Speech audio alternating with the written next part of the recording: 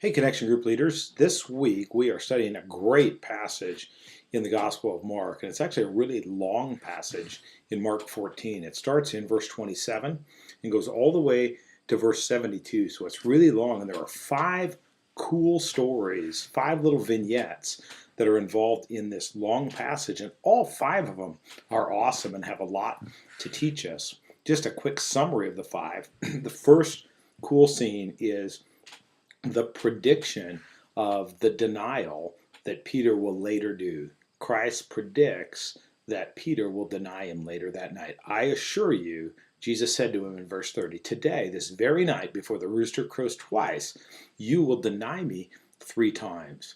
The next vignette is Jesus' prayer in the garden, and it is really a fantastic passage that teaches us a lot about Jesus and about the sacrifice that he's about to make.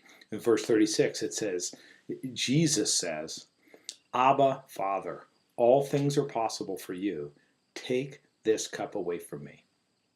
Nevertheless, not what I will, but what you will. Another awesome passage. So first Peter's denial is predicted, then Jesus' prayer in the garden, then another scene that many of us are really familiar with, part of our kind of cultural references, is Judas' kiss. The one I kiss, Judas said, he's the one, arrest him and take him away under guard. So when he came, he went right up to him and he said, Rabbi, and kissed him. So Peter's denial, the prayer in the garden, Judas's kiss, and then Jesus faces a Sanhedrin. And in that little vignette, that little story is one of the key moments of the Gospel of Mark. When the Sanhedrin asked him, are you the Messiah, the Son of the Blessed One? Jesus' answer is, I am, in verse 32. Mark 14:62, rather, he says, I am, said Jesus. And it's an absolutely critical passage regarding the acceleration of Jesus' pathway to the cross. And then lastly, the first little story was about Peter's denial about the prediction of Peter's denial. And the last one is actually Peter's denial of the Lord. Verse 71, then he started to curse and swear with an oath, I don't know this man you're talking about. Each one of those five little stories could fill up the entire time in the sermon or in one of your connection groups. If one of them speak to your group right now, it's okay for you to camp on that for the evening. That's fine.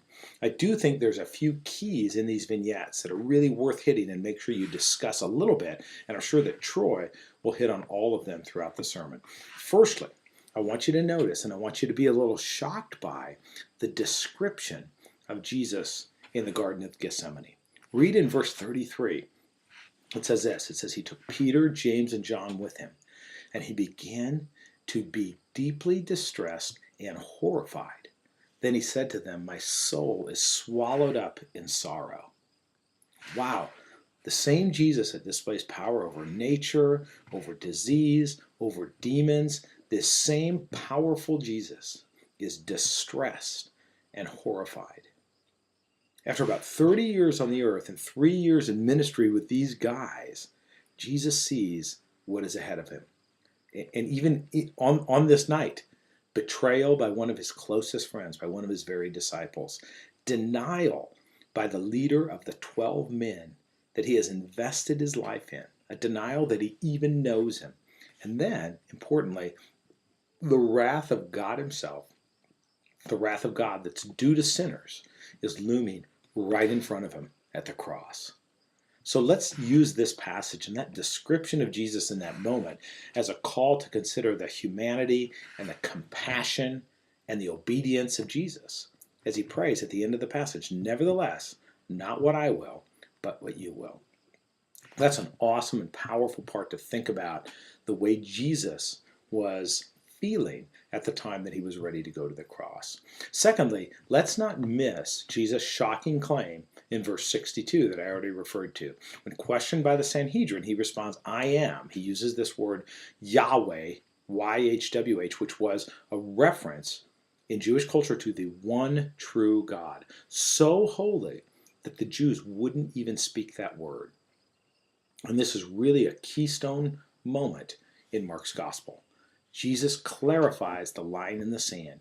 He speaks the issue that would send him to the cross. And it's the question that still is the line in the sand today. It's still the question about Jesus' very identity, in which Jesus says, I am God. If you ever have any doubt, does the Bible teach that Jesus says he's God? Right here, Jesus says without question that he is God. So clearly that the Sanhedrin tear their clothes because they say he's blaspheming. He's saying that he's God. And in the end, that blasphemy is why he goes to the cross, not because he's a rabble rouser, not because the Romans didn't like him, but because the Jewish leadership couldn't deal with him saying that he was God. And then lastly, I also want to notice that woven throughout this passage, we see two of Jesus' disciples, Judas and Peter, really botch it. They really screw up. One betrays Jesus, and one denies Jesus, denies that he even knows Jesus. And I want to spend some time in our groups discussing these two, Judas and Peter, and comparing and contrasting their actions and their outcomes. And so here's some questions I want you to consider in your connection groups or might help stimulate discussion in your connection groups. One, firstly, how does it make you feel to think that Jesus was deeply distressed and horrified that night in the garden?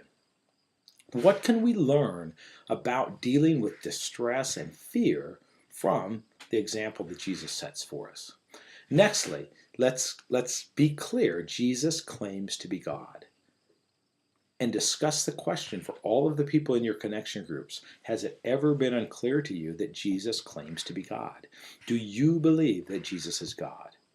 And then the question that you can use to follow that up is, really, would it make sense to follow Jesus' teachings if he were lying about that? And lastly, to look at the failures of Peter and Judas in this passage and compare and contrast what you notice about each of them and what the eventual outcome is for each of them. I want to encourage you as you go through your connection groups and those questions this week to just be a listener. We're thinking about and we'll forward to you some stuff that Kevin Flaming wrote about how to ask good questions and kind of take yourself out of the middle of those of the conversation. Have you, as the leader, not be the focal point. Maybe you guys already have that, but you will if you don't. I want to encourage you to really elicit discussion in your groups and be encouraged by this long passage. There's so much here. I know you'll have some great connection group meetings discussing this passage.